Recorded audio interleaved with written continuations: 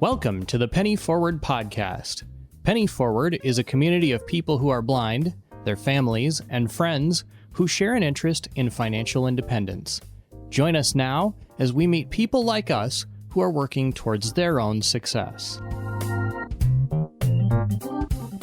My guest today is Chris Walker. Many of you may know him as Chef Christopher because he's very prominent on social media, especially with his "What is Chef Christopher making for dinner?" posts. But he's also very active in his local chapter of the National Federation of the Blind, and he lost his sight later in life. So he's here to tell us about that story and how he became active in NFB. Chris, thanks for being here. Hey, Chris, thank you so much for having me on your podcast. You lost your sight later in life, and I want to learn a little bit about what your life was like just before that. Just before I lost my eyesight, at the end of 2009, I was living in Las Vegas at the time. I'm originally from Northern Virginia area, close to the DC area. And I decided to move out to Las Vegas to work, basically to go work in the casino and to see what that was like and to see what the Vegas life was about. So when I was working one day, I was working a slot tournament and I noticed that my vision was blurry. And I had told my boss, I said, I'm having a hard time seeing the name badges on the people that were in the slot tournament. So that kind of gave me a clue to go in and see an ophthalmologist. So I went in and made an appointment with the ophthalmologist. And then from the ophthalmologist, they took a look at my eyes and they were saying to me, you need to go see a retina specialist right now. So I got in to see a retina specialist the next day. And the next thing they told me was, you need to get to the hospital right now. So I went into the hospital and, my left eye basically went first. So it went totally, I couldn't see anything out of my left eye. And they had run tests and they were just trying to figure out what was going on, why this had happened. And so I spent about a week in the hospital. Then I left out of the hospital because they really didn't have an answer for me at that time. And I figured I had my right eye still going on. So I went home. I was at home about a week later, and I was on the computer and I had noticed that my right eye was going in and out blurry. So I went back to the retina specialist, and then that's when they put me into the hospital again. And I spent about a month and a half in the hospital. From there, the retina specialist was seeing me on a daily basis. They were running tests. They had run spinal taps. They had done all the blood work, trying to figure out why I was losing my eyesight so fast. But unfortunately, they didn't find the cause of it. So I went on for about 10 years, almost up until last year, to find out really what happened to me as far as I went blind and what was the cause. But they never found what really happened. They basically told me that something attacked my retinas and detached them. After that, about a month and a half in the hospital, I basically left out of the hospital and I was totally blind. So I couldn't drive anymore. I had no clue on what I was going to do, the next step on how to be a blind person, how to live as a blind person. I didn't even know anything about a white cane, about any type of training. I had no clue about blindness. And you had no warning, right? You were healthy as far as you knew, and everything was okay? I was healthy. I was working, and then all of a sudden, it's just like my world turned around in like a month and a half. It was very quick, very fast. I didn't even have time to really think about what was really going on. I was just like, what happened here? From there, luckily, I had a coworker who reached out to me and said they have services for the blind. And so right away, I had an assessment. First thing I started doing was to learn orientation and mobility. That was part of the process that I had to go through. So I was learning how to cross streets and how to navigate my surroundings, on how to use a white cane. It was definitely a scary time because I was like, oh my gosh, I can't see what's going on. So I had to use my listening skills and my training skills from on how to use the cane. Then from there, I went through many different multiple situations, and they took me different places around the city, different scenarios on how to use my white cane. Then I went into the assistive technology part of it, where I was learning how to use the JAWS and Window Eyes, which are screen readers. I had no clue what that was at the time, but then I finally understood what was going on. So I was there. Was this all in Vegas still? This was all still in Vegas. I went into services like right away because I was trying to figure out I used to love to cook. I did all the things. How do I do the things that I used to do? So then I had a rehab person come to my home and teach me about certain things, about how to mark my kitchen with bumps. I got into the NLS, the National Library Services, about audiobooks and cassettes, things like that. So once that happened, I decided, it was time to come back to Virginia, where my family was. I was out there with my partner. We were out there by ourselves, and we decided to come back to Virginia where our family was. And so we ended up coming back home March of 2011. And we ended up going to his parents' home with his family. And we were just going there to get settled and trying to figure out what to do next and what to move. But unfortunately, 3 months later, March, April, May, June of 2011, he passed away suddenly. So, and I was kind of like newly blind and trying to figure things out. So I ended up staying there with his family for about a year. I signed up for services again back in Virginia. So I ended up picking up my orientation and mobility, trying to figure out where my main goal was to get out, to be out on my own independently. So I ended up living in a rural area where I really couldn't walk around. I couldn't do the things I needed to do to be independent. So my goal was to go out and get a apartment or a place to live and be able to do things on my own and to live the way I wanted to live, was independently. Was that always your goal, or was there any point in your life where you just didn't know what the possibilities even were? Well, yeah, that was my goal, was to, once Joe died and I figured I couldn't live there. I was 45 at the time. I did not want to live with my parents. I had been independent most of my life, and I was either going to wallow and stay there and be miserable or pick up the pieces of my life. So I gave myself a year. I asked them, I said, please give me a year to stay here. I was able to get my emotions and everything in check from everything that had happened. And unfortunately, I had a cat too, and he was a big savior and being there. And unfortunately, like in January of that next year, he passed away. So I had a lot of things going on with losses. And so I got signed back up. And then I went to Winchester, Virginia, where I currently reside now. A friend had invited me out there, and there was a big festival. They have what's called Apple Blossom Festival. About 250,000 people come, and it's a small little rural town just over the mountain from the big city of Washington, D.C. I came out here. It felt good.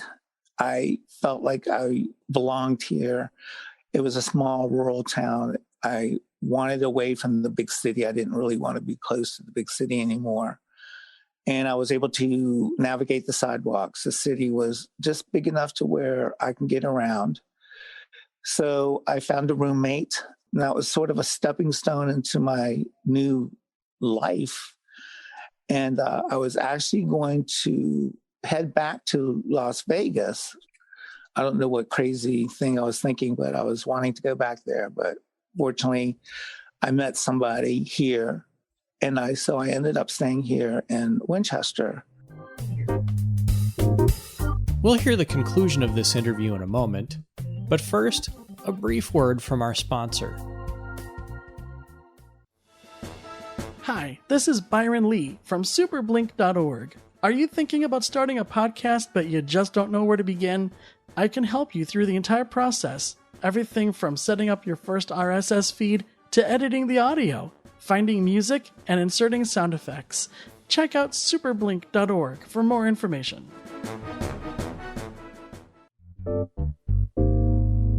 Do you have a success story you'd like to share on the air? Leave us a message at 952-856-0313. I feel like Las Vegas is a very chaotic and noisy and overwhelming place. And you started learning orientation and mobility there. What was that like? Was that hard? It was, it's a busy place. It's definitely, because Las Vegas is a 24-hour city, very transient city, very fast paced. Everything was going all the time.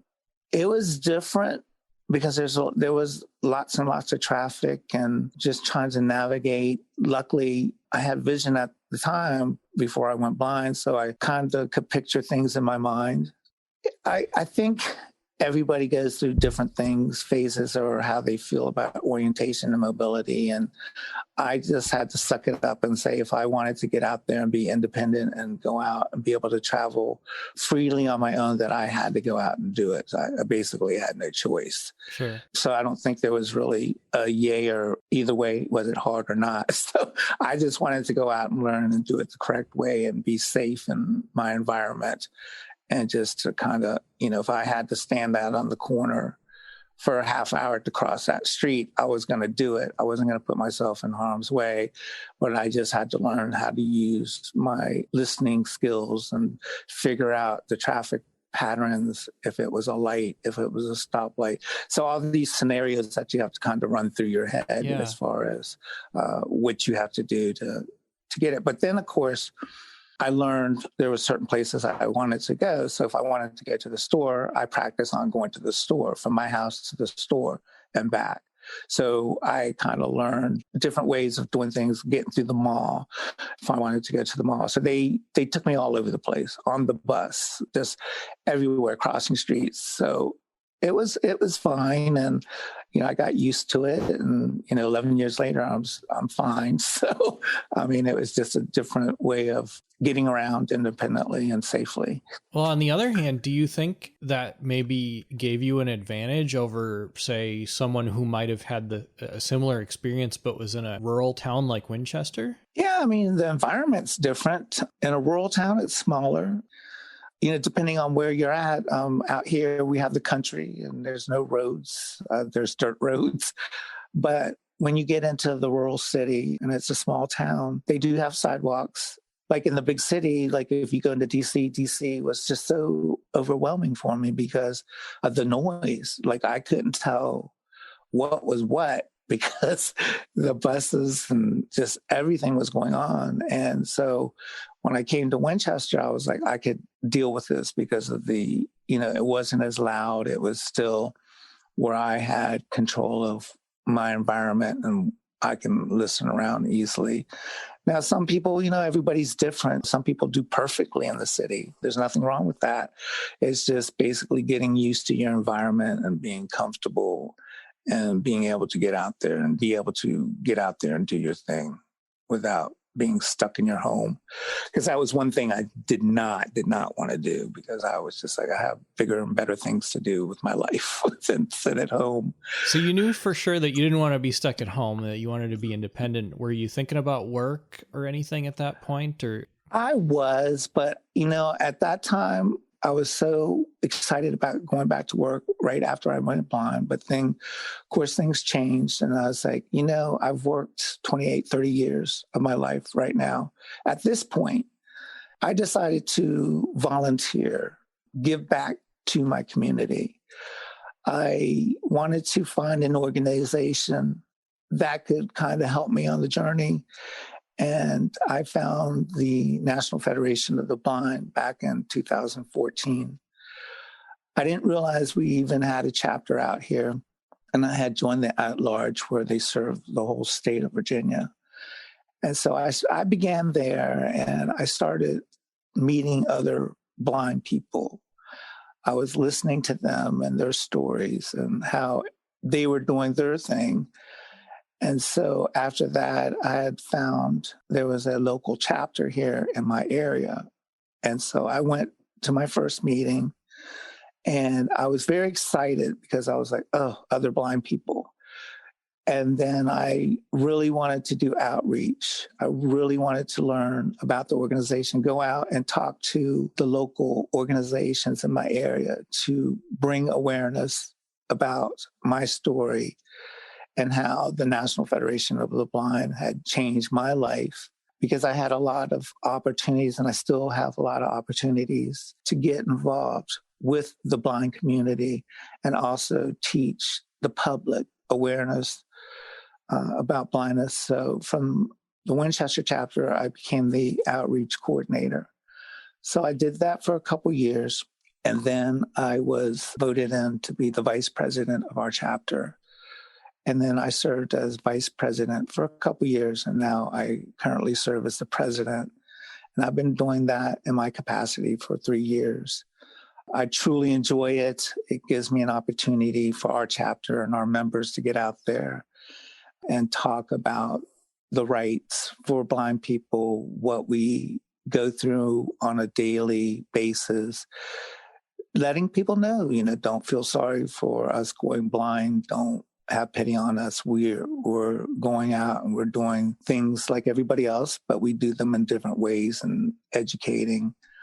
So I've been very passionate about that. I've had a lot of great people just surround me, support me, mentor me. I've met a lot of friends here in Virginia and don't realize there's a lot of blind people that are around. So what I do now is I make sure that we do outreach within Winchester and the Shenandoah Valley area to let people know, if you're losing your vision, if you have low vision, or if you're blind, to come join us because there's support, because a lot of people have questions. They don't know how to get services. They don't know how to do a lot of things that I didn't know 11 years ago. So we're there to help and support them, to move them along in their lives. People are losing their eyesight at later ages because of the macular. There's different eye diseases, RP, there's diabetes. Eyesight loss is different for everybody. So we kind of take people for where they're at the time, and we kind of guide them like I was guided and helped. And I asked a lot of questions about things. I learned about the organization. The organization is an advocacy organization, so they do fight for the rights of the blind. They're a strong organization. There are 50,000 plus across the United States, including Puerto Rico and Washington, D.C. They have a national convention where thousands of blind people come together every year. We also have a state convention. There's like 15 chapters within Virginia. So there's a lot to do.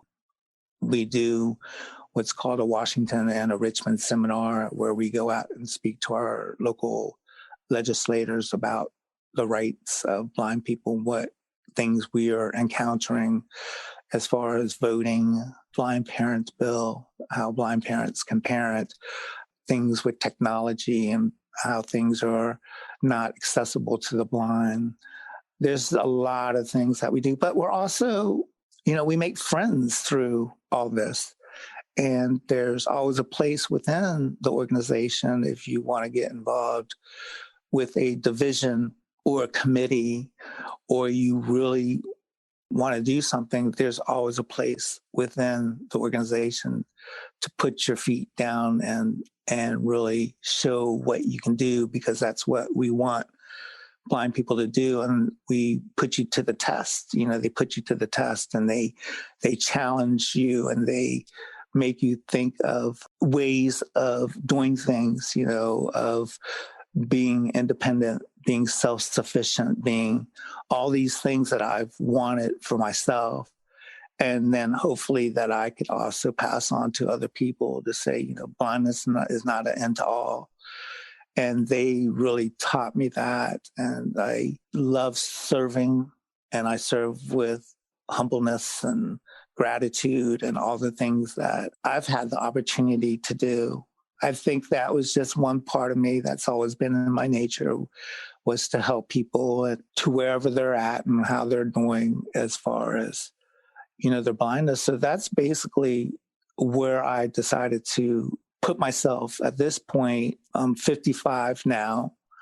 I may think about doing something different or going back to work, but at this point, I'm really good with my life. I was able to buy my own home, and I sort of have my own family here. My family supports me and loves me, and they don't think of me any differently. And that's what I wanted. I didn't want them to feel sorry for me. I didn't want people to feel like, oh, poor blind Chris, he can't do things.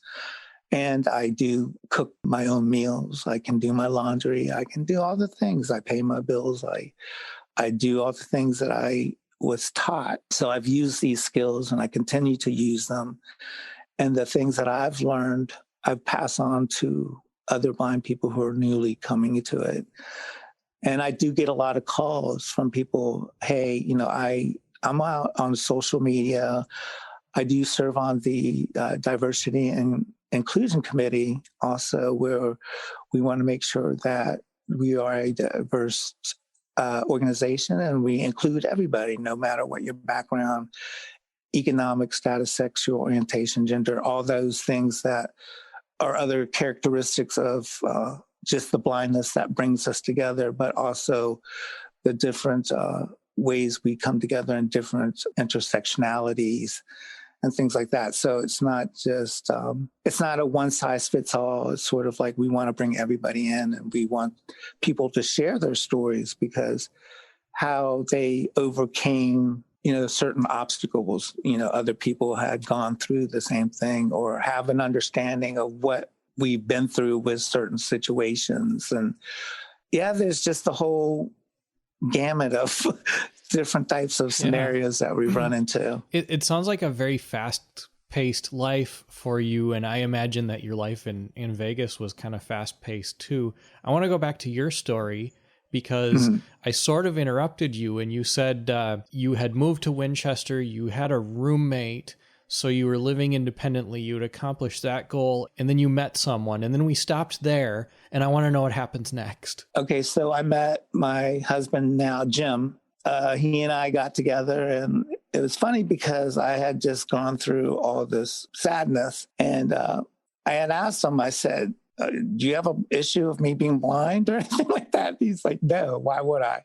He goes, I like you for the person that you are. And so we ended up going out together and stuff, and we kind of got to get to know each other. And then we decided to make a life together.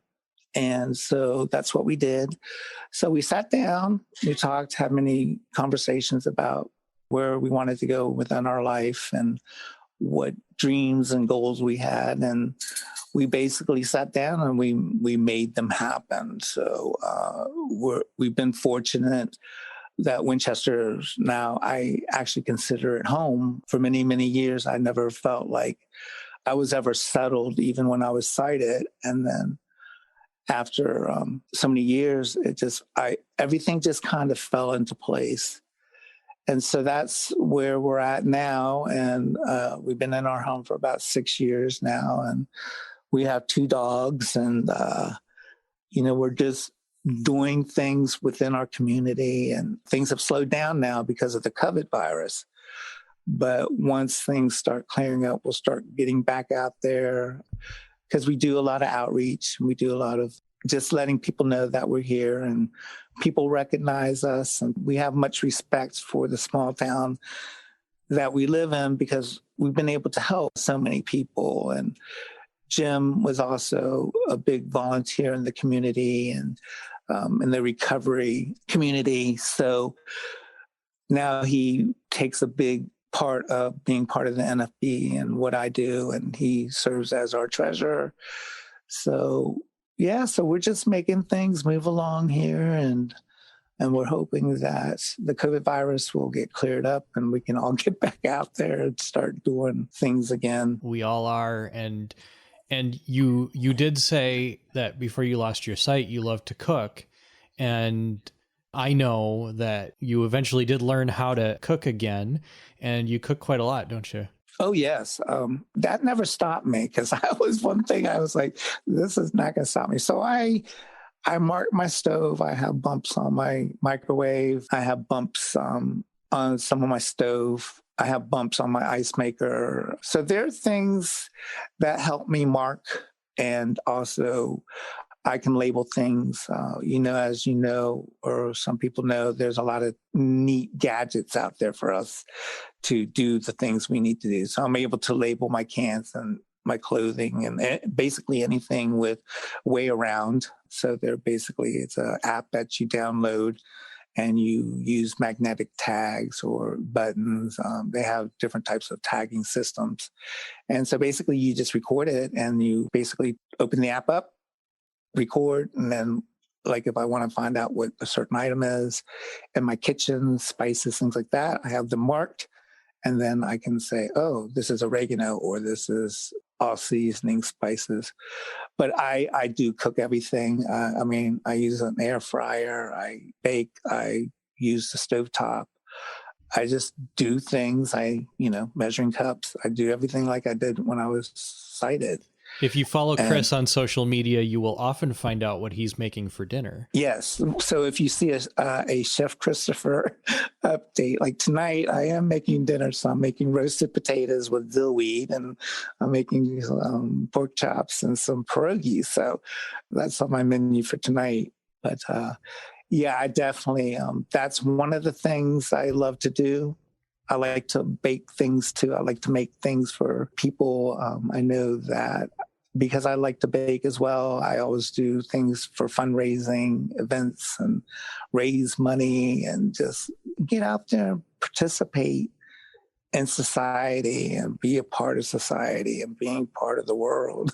So what advice would you have for somebody that is in your position that maybe has lost their sight later in life and is not as sure as you obviously were?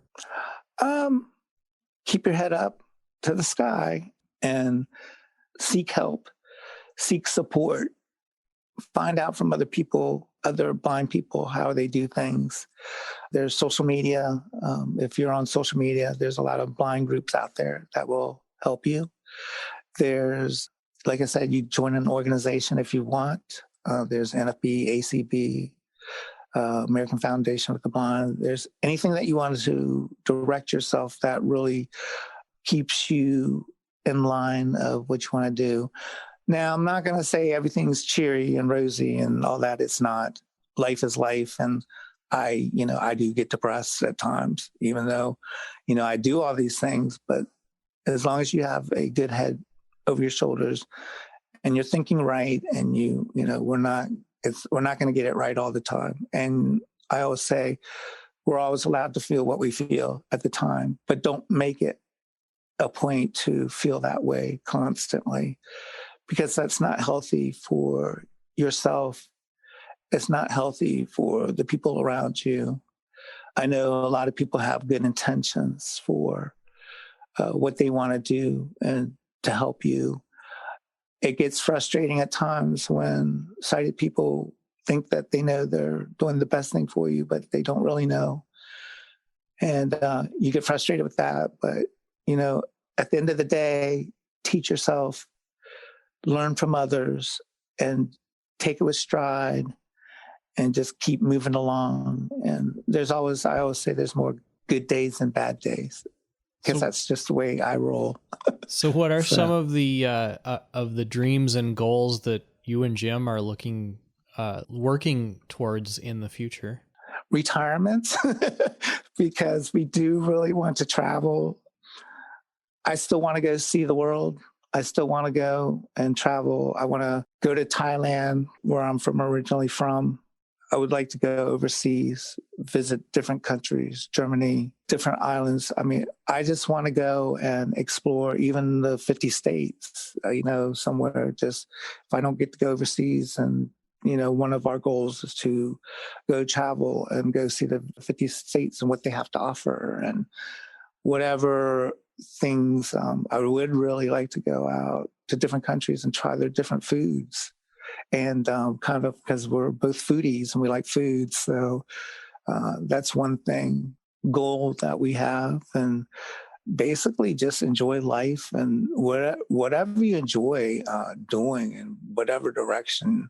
I always tell people you want to do. If you enjoy doing certain things, go do it. If that makes you happy, go do it. I always say you don't have to keep up with other people, what they're doing. You do what you want to do that makes you happy. Well, Chris, it's gone by way too fast. And I just want to thank you for being here, telling everybody your story. You're an incredibly positive person, and I hope that you continue to do outreach, because you're about the best example I can think of for someone to look up to. I appreciate it, Chris, and I thank you so much. I'm very humbled that you reached out to me on social media to give me this opportunity to have this platform and to hopefully let other people listen, at least to my story. And I'm always out there listening to others, and I don't want to say amazed or all that, but we all have a story to tell, and I really do appreciate you giving me this time and opportunity. I hope you have enjoyed this week's episode, and will tune in again next time. But before you go, my credit score increased 32 points this week. What did I do? Absolutely nothing. I carried a small credit card balance over the holiday season, and the only difference between then and now is that I made the final payment to pay off all of my credit card debt that I had accrued by buying Christmas presents. By making on-time payments consistently, you will pay off your debt, and your credit score can go up just like mine did. That concludes this episode of the Penny Forward podcast. Penny Forward is a community of people who are blind, their families, and friends who share an interest in financial independence. Join us, and we will work together to avoid financial obstacles and target our goals.